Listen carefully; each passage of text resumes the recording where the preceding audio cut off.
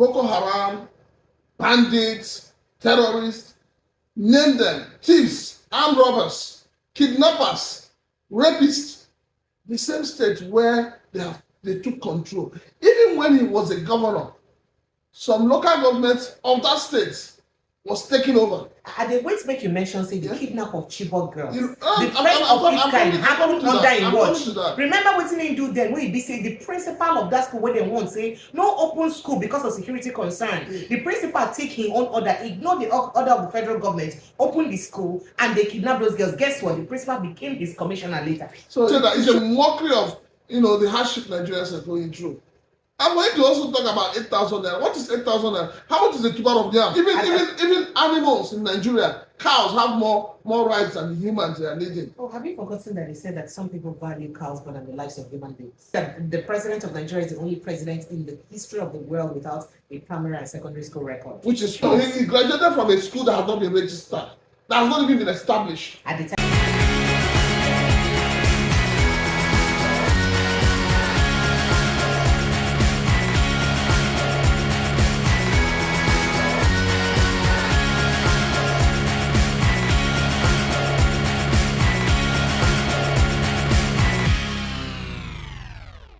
The Vice President of Nigeria, Kashim Shettima, get mind talk yesterday, say, first of all, he say 8,000 naira will make a lot of difference in the life of any youth. We know what he do.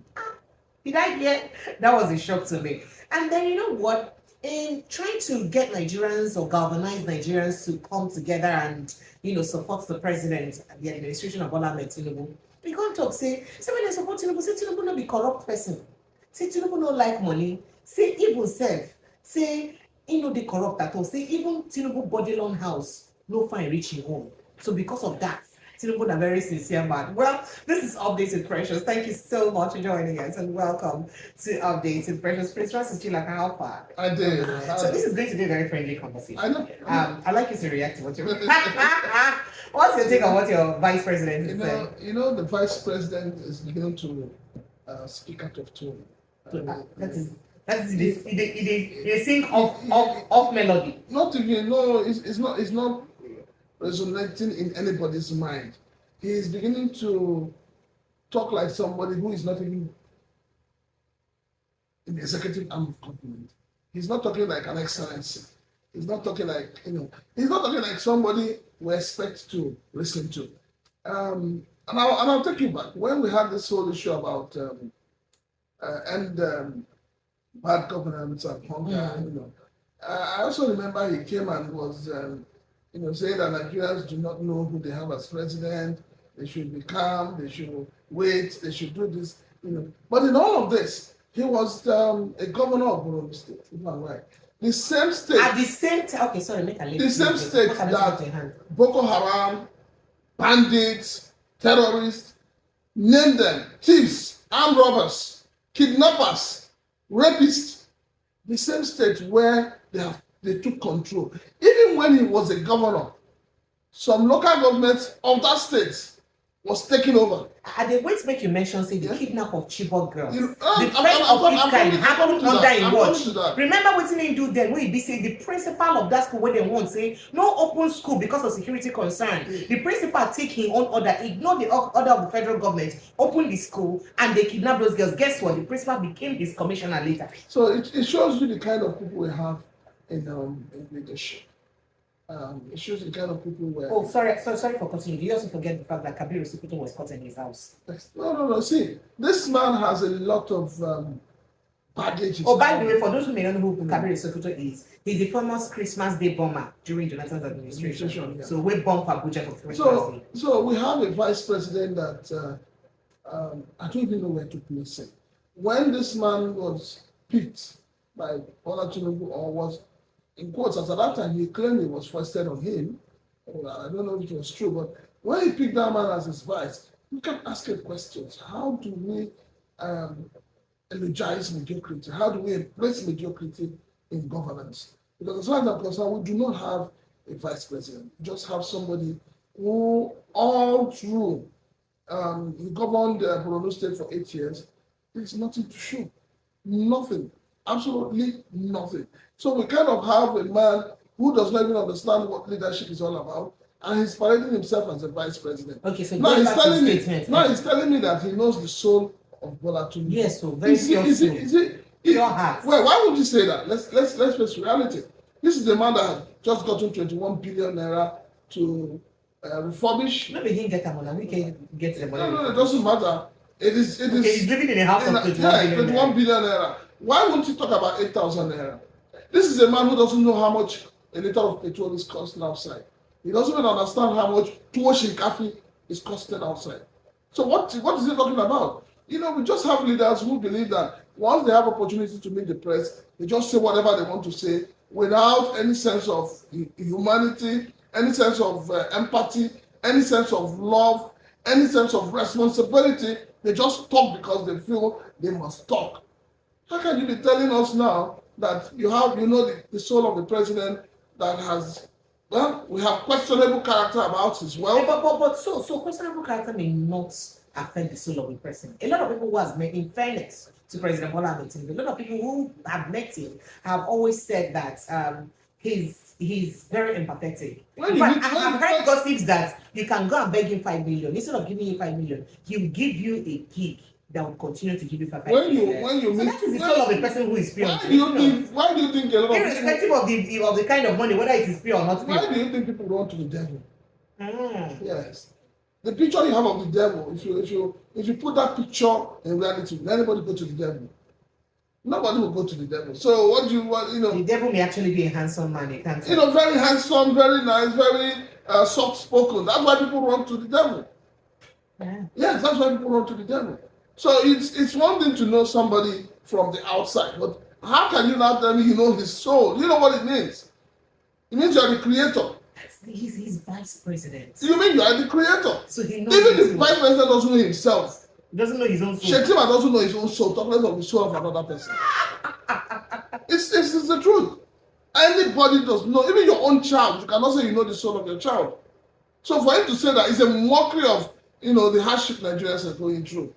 I'm going to also talk about 8,000 naira. What is 8,000 naira? How much is a tuber of yam? At the first instance, I thought it was going to be $8,000. How much is a tuber of yam? 10,000. A tuber of yam is 10,000. So you're giving somebody 8,000 naira and you expect the person to be happy, you expect the person to be prosperous, you expect the person to be successful with 8,000 naira. He said the money can change the life of any youth. How many youths has Mr. Vice President changed with 8,000 naira? How many? So when people just talk sometimes, it's really shameful. And this is where I tell people, I give it to Peter Obi. You can't keep doing the same thing the same way and expect a different result. If you recall when our brother and our friend Kenneth Okonkwo came out and said he was leaving Labour Party, and he gave his reason. One of the reasons is that he says Peter Obi is too quiet, it's too soft. But the point, the reality of that is that Peter Obi believes in due process. He believes in due process, that we must do things and do them the right way. We have a situation where your presidential Airbus, which you just bought, got seized. Nigeria was. So are you saying it's because we don't follow due process? Nigeria was. We don't obey rule of law. What are you trying to say? We don't. Are you insulting us? Insulting who? You people have already insulted yourselves. See how your judiciary is giving judgment left, right, center for one. See how they're giving judgment to Rivers State, creating more confusion. Is that not enough for you to know that not obeying judgment and saying the judgment is that not enough for you to know that something is definitely wrong in our country? A court gave judgment that the sacked deputy governor of Edo State should be reinstated. Shomole is busy. Obaseki is all over the place dancing like a masquerade. And then a court gave judgment that the acting PDP chairman in Rivers State, Tony Okocha, it's not the legitimate chairman. APC rather, is not legitimate. Has he obeyed the court? But it is the National Working Committee that also told him to disregard the. So that is the problem. That's telling him to disregard the judgment. The problem. So that is like the people in power. They want to telling him, you know what, this judgment no matter, no bear. No. The problem is that the judiciary has become an appendage of the executive, just like the legislative. So because of this, nobody is obeying rules, nobody is doing the right thing. That's why your speaker about woke up from sleep. I don't know the kind of slumber he had or the kind of bad dream he had. And he believes that we're in a dictatorial regime where you can just bring anything and people will support you. I sent him a message. Yes, I did. I sent him a message. I sent him a personal message. And I told him, I said, look, you're one of those I used to respect. And I believe that I still respect you. But for the sake of patriotism, be careful of what you put out there for Nigerians. Our leaders are not patriotic. They are not patriotic at all.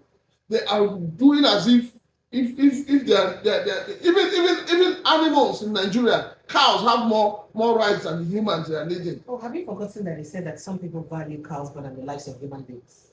It's a This culture. this is a country where people are going through a loss. And the courts, the Nigerian courts, have been persecuting one man. I'm not holding place for Emefiele, but I believe there's by the way, his properties are safe. I believe there's a lot of injustice going on. You're holding the man. Why is it hard to call Malami and the rest of them out? Not only man, why is it hard to call out Buhari, whom he took orders from? Who came out on national TV to tell us that he gave him instructions? Why?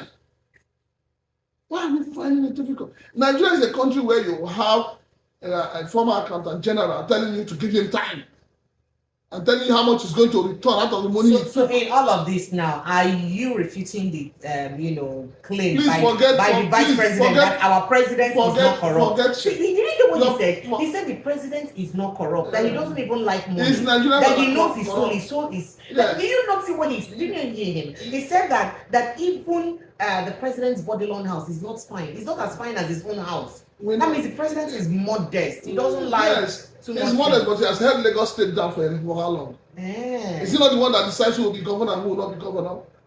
What are we even talking about? And maybe is it not the same? Is it not the same president that kept ensuring that the case he had in US was not made public?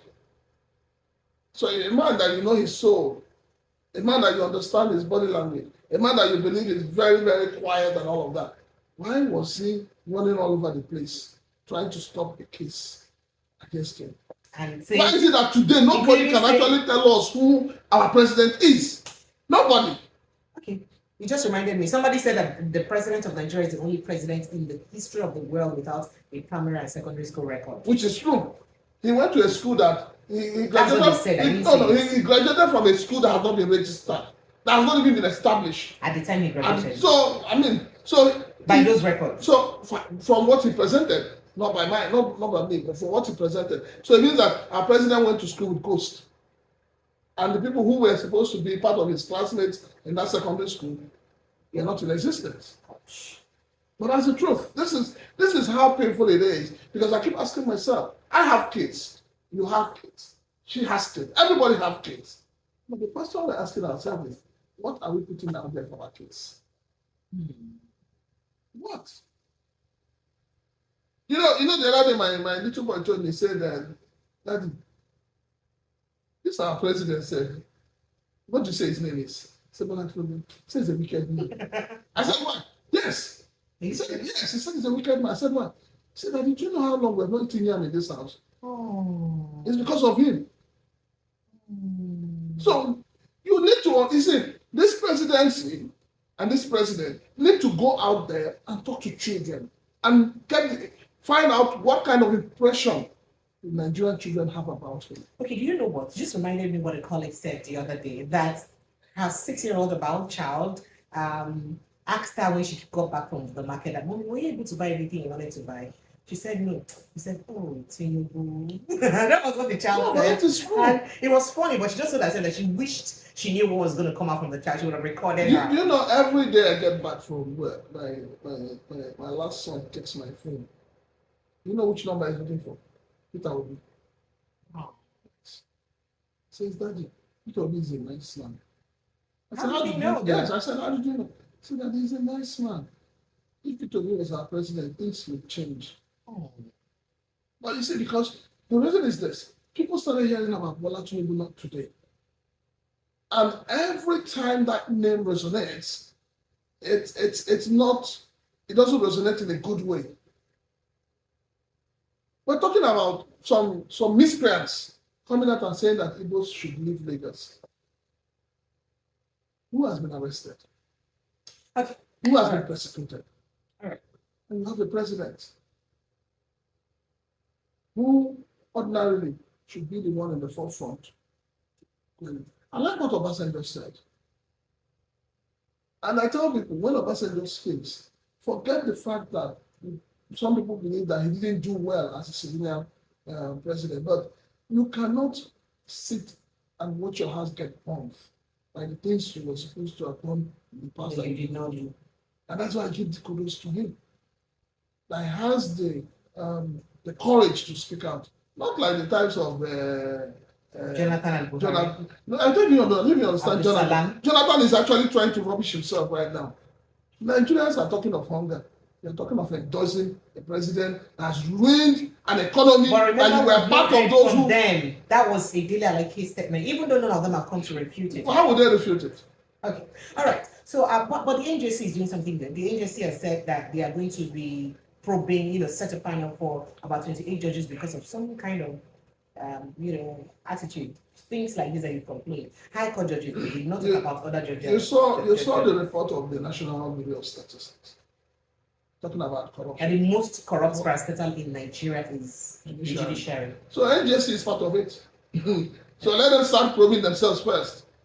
Yes, let them start probing themselves. All right. We need to even change the modus operandi of giving people sand in this country.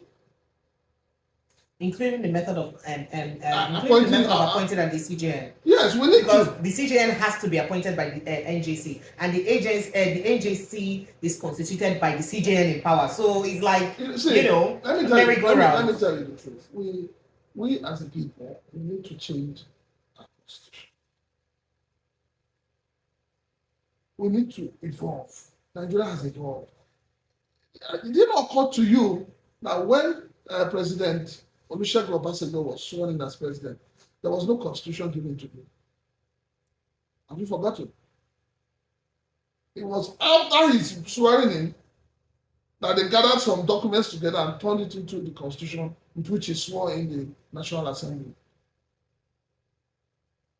We need to stop lying to ourselves. It is very, very important. I hope that we learn not to lie to I hope that we learn not to lie to ourselves. Thank you so much, Resources Jack. I appreciate you. Thank you. Let me have a handshake. That's a good, a kingly, a priestly handshake. Thank you so much. Thank you. Okay. Thank you so much. Well, you guys, you've heard it. We'd love to get your opinion. Kindly like, subscribe, of course, and drop your comments. Thank you.